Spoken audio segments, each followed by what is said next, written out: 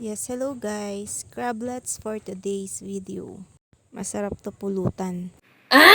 Lagyan natin ng 2 tablespoon vinegar. Ilagay na rin natin ang ginadgad na garlic. Pigain na rin natin ang ginadgad na luya.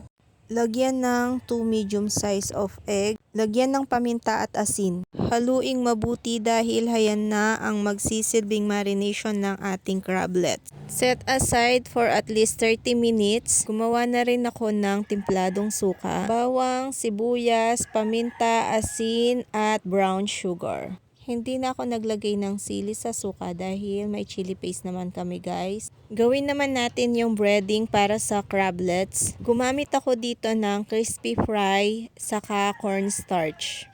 1 cup cornstarch, 1/2 cup crispy fry. Or depende yan sa timpla nyo guys. Once na nahalo na yung breading, pwede nyo naman po siyang tikman. Kung nakikita nyo yung video guys, medyo pahagis ko silang haluin kasi baka madurog naman sila sa aking mga kamay.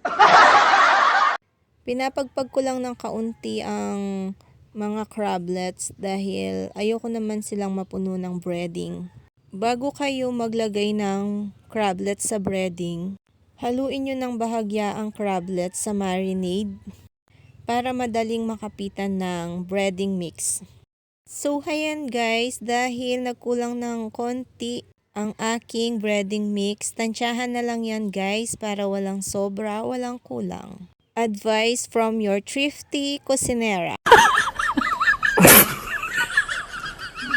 Time to fry na tayo guys. So, kahit na medyo kuripot tayo, pagdating sa deep frying, never tayo magiging kuripot.